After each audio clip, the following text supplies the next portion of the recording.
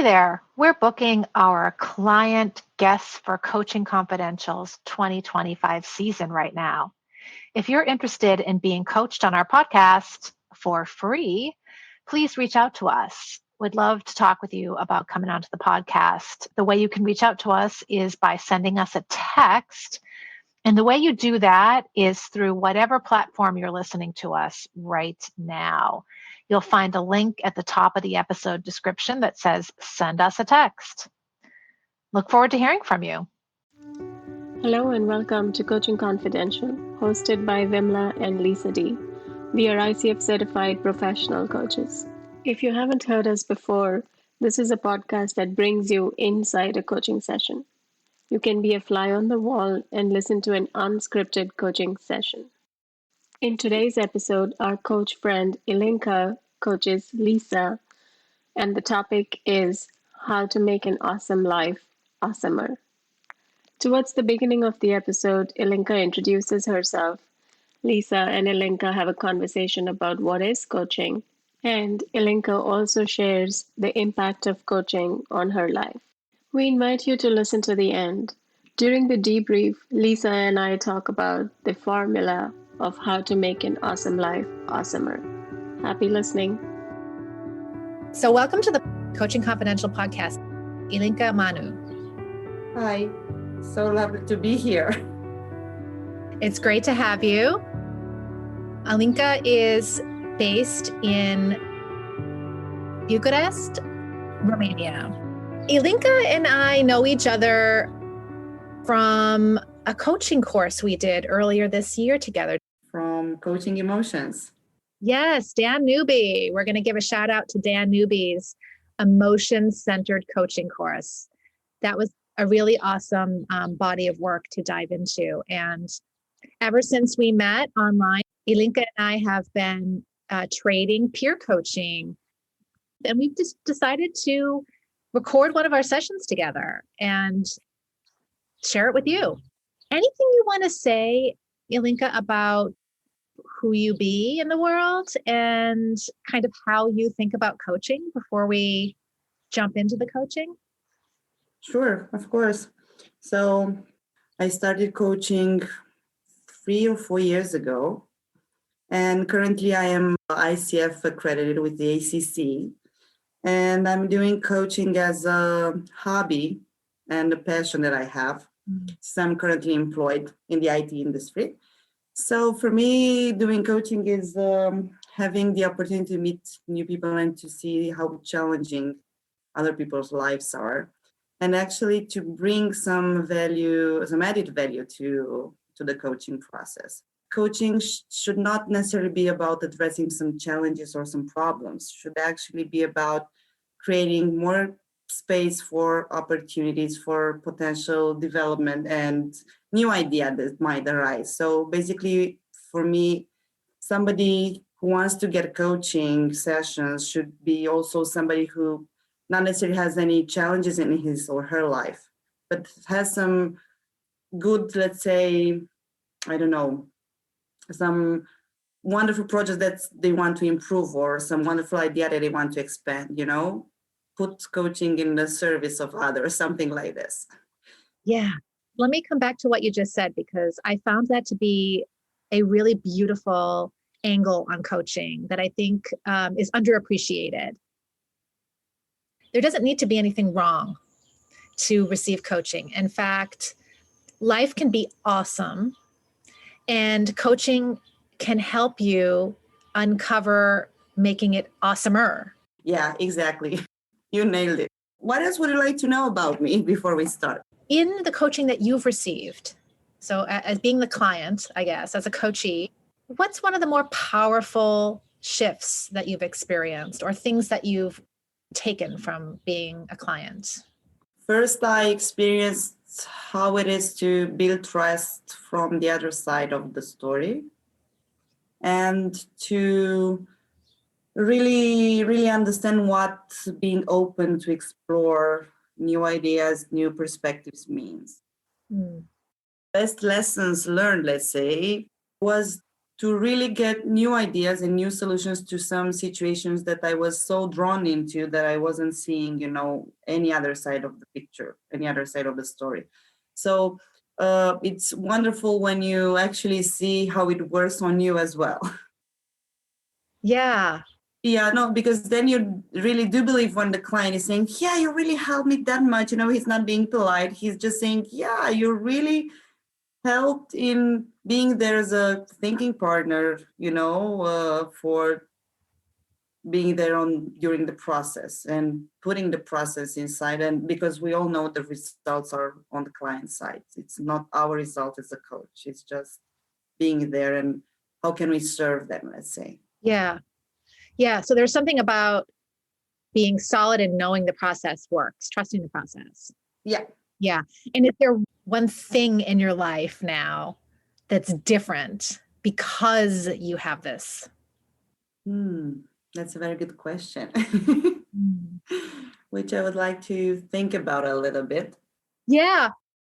Would you like that as an inquiry and then maybe we can come back to it? No, I think I was thinking that the most important thing that I took out of this was actually one of the good sides effect of being a certified coach is that you embody this in you and you won't be able to be different, not even in your other aspects of your life. So I sometimes surprise myself when I'm at the job and my job at current job and I'm like, okay, I'm seeing this as a coaching process or act and ask the questions that we usually have in like following the process. And this helped me a lot in interacting with people all around me and also making me more aware about how I say things, how I react. Somehow it woke me up in a good way. Yeah. Yeah, that's beautiful. It sounds like in both your personal and your professional relationship. Yeah, it's something that you're not able to, you have a fine line with, but you don't know exactly how it's shifting, or where it is. So yeah, it's an add-on that I'm really grateful for. And I wasn't expecting that, actually. That was a good surprise. Yeah. Beautiful. Beautiful. I love it. Coaching impacts the whole of your human. If you let it, yeah. Yeah. And if you're willing to accept that, actually. Yeah. Yeah, that's true. Good point. Is there anything else you would like to make sure that people know about you? Sharing this experience from different cultures and different countries and different frames of working. Coaching in US is totally different than coaching in Romania, at least how I feel. And it's something that you can see actually, and people can see that there are different coaching styles and there are different coaching approaches and how the process is laid out in different areas of this world. I would invite people to see this and maybe to notice this during our session. Yeah. Yeah. Beautiful. I love that. The cross-cultural take on coaching. Yeah. We're going to leave it to the listeners to discover that for themselves. Yeah, exactly. All right. Excellent. So let's transition into the coaching and we're going to have a short session. Speed coaching, as I like to say it, it's not like speed dating, but it's speed coaching. Let's try to do that. Yeah. Okay. My topic is this theme of taking something that's awesome and making it awesomer. Awesomer. I like that. Yeah. I'm just going to acknowledge that that's not perfect English, but that's what I love about it. So I have recently shifted my movement practice, my yoga practice. I've practiced yoga pretty consistently several times a week for the past 5 or 6 years. And my preference has been for a more yin or restorative style yoga, a slower yoga. And I haven't really enjoyed the more active vinyasa yoga that really is more athletic. Anyways, I have recently been moving into more active yoga and I'm really feeling that it's right for this time for me. And the opportunity here for me is to really keep going with it. I'm in a yoga program with a teacher that I've never worked with before. And it goes for another 7 weeks or so. And I'm really good at getting into things and being super excited about them in the beginning and having it be sort of a thing that trails off like my voice. you know, So it fades off. If I'm understanding correctly, something that you're really excited about, you're like, whoa, and then something fades off. Am I hearing right? Yeah. And I really want to stay super present with it for the whole time because I feel like there's a real huge opportunity here for me. And I want to see what staying with it the whole time brings. So that's my topic. I want to think about how I can stay with it. Okay, so what would be a valuable outcome for you to have for our session today? You stated beautifully the topic. I understood that speaking about yoga, you have this type of being very exciting at the beginning and then somehow something's lost on their way and is fading away. Is that correct? Yep. Okay. So what would be the outcome you would be happy with at the end of our session? At the end of our very brief time, I would love to feel super excited about staying with this for the additional 7 weeks. I would like to feel confident that I will, and maybe have a tool or two to support that. So like if I went off track, a way of creating spaciousness about going off track, but also a way to come back onto track. From what I'm hearing, you just mentioned your success measures, basically. So would it be anything else to add in order for you to know how you succeeded in being excited and confident and to have this at the end of the session? No, I think those are good. I'll just say this. I know that at some point I could get hijacked by the inner critic. And let's say I fall off track, my inner critic can make me wrong. And then, the toilet flushes and I just give up. And I guess I want to be able to recognize the inner critic and be like, okay, yep. And then flush the toilet on the critic, not the project, not what I want to do. Okay. So the measurement would be that I can hear the critic and still get back on track. Okay. I've heard some buzzwords like being present and excited and confident. And how are you in compared to this outcome that you would like to have? How do you feel right now about that? Meaning where am I today in relationship to those? Yes. In relationship with those desired outcomes. Yeah. I feel pretty connected to them in this moment, right? Obviously, I'm bringing energy to them because I'm bringing them into our coaching space. So they have elevated themselves to a place of importance where I'm actually talking about it.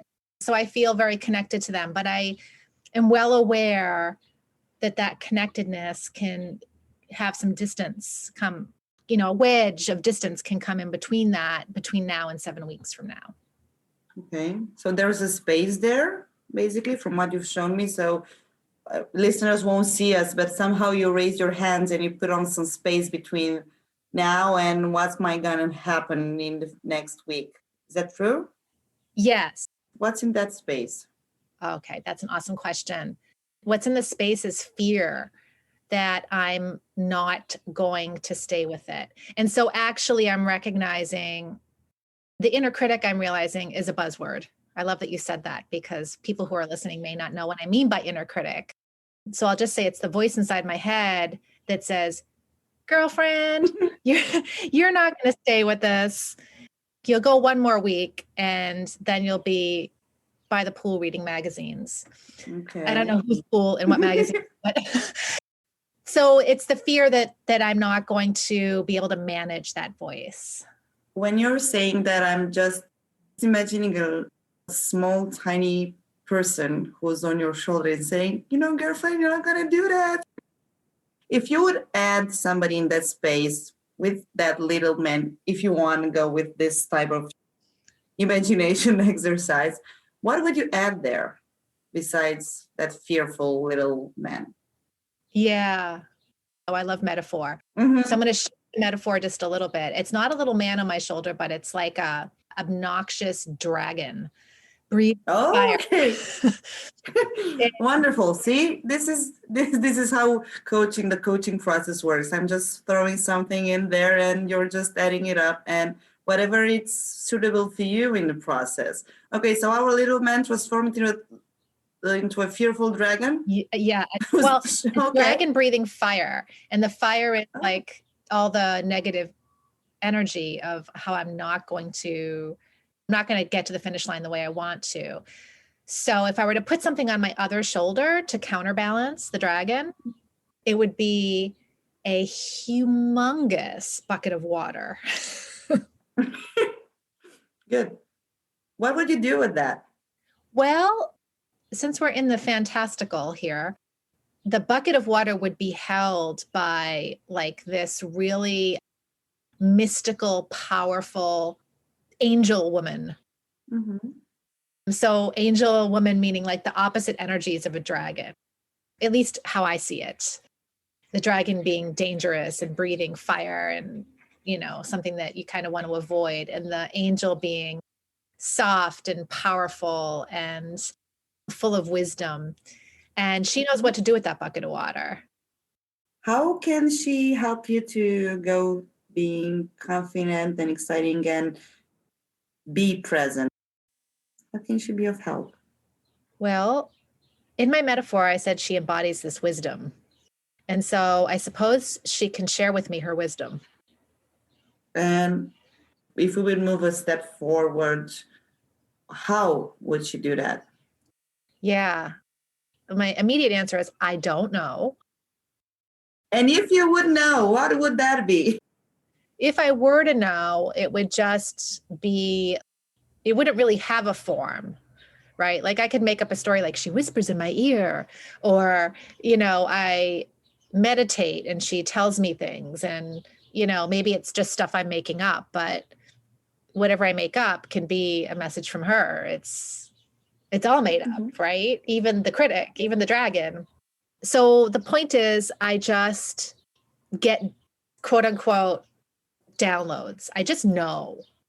I have messages coming into my consciousness that basically are the opposite of what the dragon is saying. Like the dragon's like, yeah, girlfriend, go sit by the pool. You're not going to do this anyways. And the angel with the bucket of water is like, Lisa, you totally can do this. I've seen you do harder, better, more amazing. Like you're powerful. You are doing this. So it's something like that. That sounds wonderful. And I would like to acknowledge what you discovered. And it's a wonderful picture. I'm a visual person. So if you allow me to just share that, I've seen a very interesting and full of light picture when you described it. What would you do with this as a next step? Where would you take this in order for this to be of help for you, to serve you? Yeah. So knowing that I think I said what I wanted was to feel motivated and excited, and just exploring the mystical metaphor of all of this has done that for me. If I were to get off track, I want to come back on track. That was the thing I said I wanted. Yeah. And I think I can use this metaphor as a way of doing that. And I'm a pretty creative person, so I can imagine a lot of ways of doing that. One might be like to draw a picture of this vision, and or just find, Google images that represent what I'm talking about if I didn't feel like drawing, and have them near me as a structure being like something I see to remind me of these two voices and the power in the voice of the bucket of water and the angel. So if we take our main idea out of this session, what would you take with you after we finish this? I don't know. I feel like I'm just normalizing the fact that there's a voice in us that kind of keeps us from getting to the finish line when we know we can. And, there are ways that we can work with those voices to acknowledge that they happen. They're quite normal and that most of us are in them. Yeah. Or embody them. And that there's ways we can work with them to get where we want to get, to have the awesome be awesomer.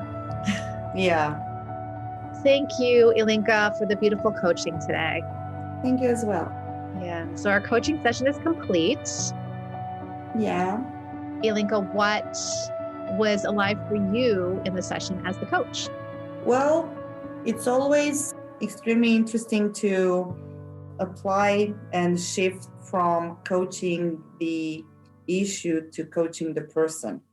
And this somehow it's happening during the process when you start knowing your client and the client gets to know you. So this is a work in progress, but somehow I felt really connected to the process and being here with you when you starting sharing the image and what's on your left shoulder, what's on your right, or something that's really doing this creative process of exploring the opportunities. That was for me really interesting to see. Yeah, I don't know how this looked to you. How was it for you, actually? It was really good. And I'll share what's here now. What you just pointed out was really good for me. This piece of the metaphor and the shoulder piece. I know it is a coaching tool that we use. Yeah, it's metaphor. Yeah, but I wasn't planning on doing that. It just comes to me. I mean, when I was listening to you, and this is actually what's happening. I've seen it with the other clients. When you are really listening to the client, but not getting into very deep, with his thoughts and topic of discussion, being there, but not being in there, then you get some flashbacks or something. And as you were speaking, I was just imagining exactly what I've shared with you. And this is another issue that it's important in coaching. It's the way we do our direct communication. This is one of our competencies that's really soft and really important to master. This is something that I like to use, but I know that we need to ask permission. I asked you if I can share what I've just seen with you, and then also share my thoughts, but to understand and make it clear for me as a coach and for you as a client that these are my thoughts and you can take whatever suits you and whatever resonates with you. And this was wonderful as a feedback because immediately you took whatever it was important and interesting for you, like, having somebody a voice or whatever, and you shared what it looks for you. Mm-hmm. I mean, I've seen it in different coaching sessions also that this can come back as a feedback. No, no, whatever. But it's a small chance that you won't take anything from that, intuitive idea that came. But that was really interesting to see how this developed when what you took from my direct communication and what you did with it, actually. Yeah, that's a really important thing to point out. And the piece about you asking me made it really easy for me to go with it if there was energy there. And to your point, for some clients, there won't be energy there. And that's okay. That's not right. It's not wrong. We just knock on a different door. No, because we're not leading. We're just sharing our thoughts as coaches and see what you pick up as a client. Another issue that was interesting, our listeners won't see, is I saw you do this as a space. You raised your hands and you left. I literally saw on the camera some space. And I was like, what's with that space there? What's going on? This is mirroring. So that's another interesting aspect of coaching, which I really, really like. Mirroring back what you see, the way you see it, and taking out the most important thing for you in the process. Yeah. In that, which you just said, are two other sort of deeper things to point out. One is the levels of listening, right? So your mirroring requires the ability to be able to listen at all the levels. And it's listening beyond the words, basically, listening to what's not being said. Yeah. And so there's that. And then there's also this idea of not being attached.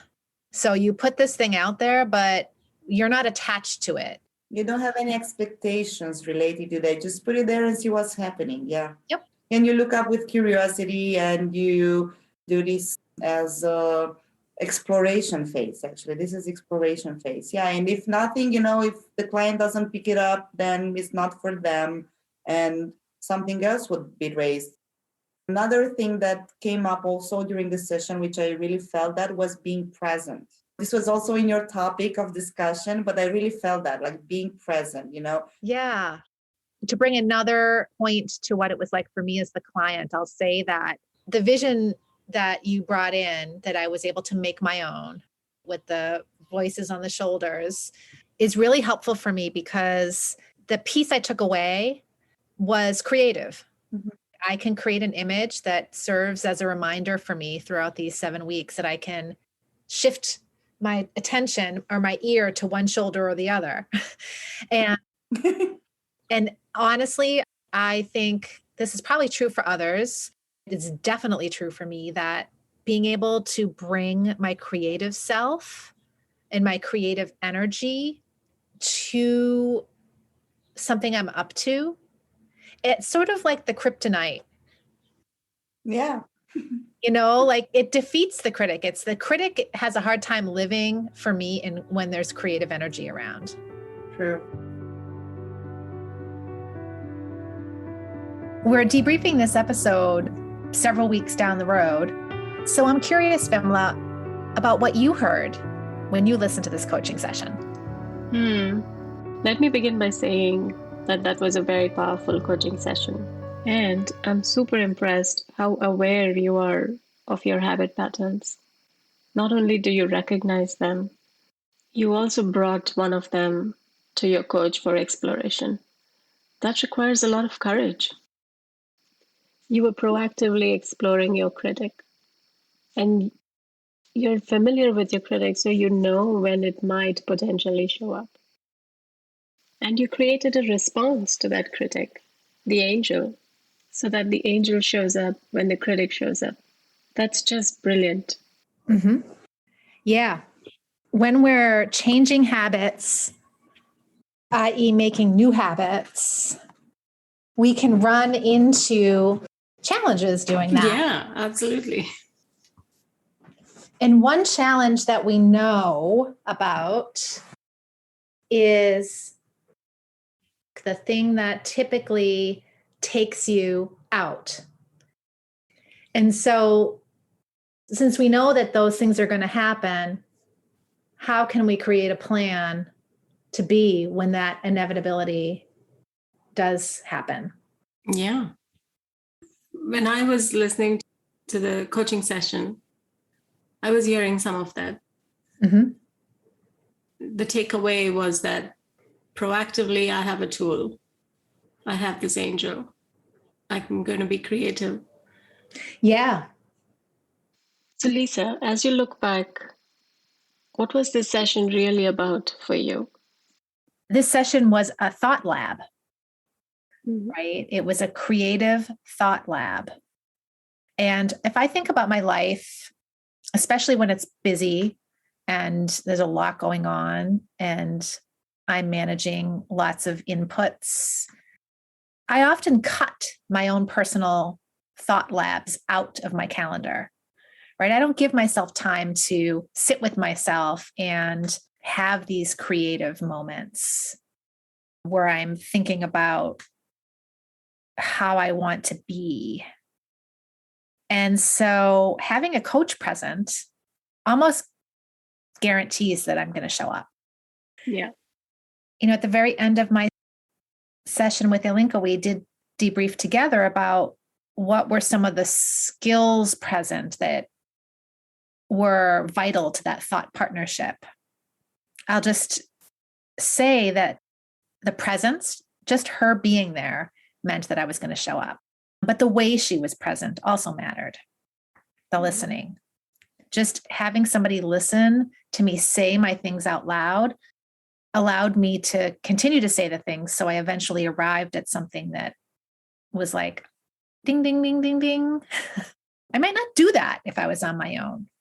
And then also having somebody who could throw an idea out onto the canvas or onto the palette. She's not attached to it. She's just offering it up so that I can express a feeling about it, a gut feeling. Yep, that's it. Or nope, that's not it. It's more like this. That's super valuable. And, if she took it personally that her idea didn't work for me, that would shut the space down. Mm-hmm. But thankfully, coaches don't do that, or at least they're trained not to do that. Yeah. I think that this thought partnership allows me to uncover parts of myself that might not show up if I was having this conversation with myself, Mm-hmm. or if I was having this conversation with somebody close to me, like a friend or a family member, because they might be more attached to the situation and there might be more carefulness. So having a thought partner present is another way of looking at what we did in this session. Yeah. Yeah, that's very true. Another great session with a powerful coach and a powerful experience for the client. Yeah, I feel like by having this podcast and helping people embody and really listen into what coaching can be like, all its, million possible forms, I feel really lucky that we're both getting a lot of good coaching. Yeah. So for our listeners, here is the formula for making an awesome life awesomer. Have a thought partner and figure out your habit patterns and create a plan for them. Create a plan for a new habit. Yes, yes, yes. It is possible to lay down new track. Yeah, very true. All right, until next time, be mindful of those habit patterns. And speaking of next time, we have an upcoming episode where we actually compare coaching to something that's similar to coaching, but not quite coaching. Stay tuned for that episode. It's going to be an interesting one. Yeah, absolutely. And as usual, if you would like to get in touch with us, visit our website, look at the show notes. There will be links to get in touch with us and also a link to how to get in touch with Alinka. And be coached. Yes, and be coached. So that's yourvitalself.com/coaching confidential. See you next time.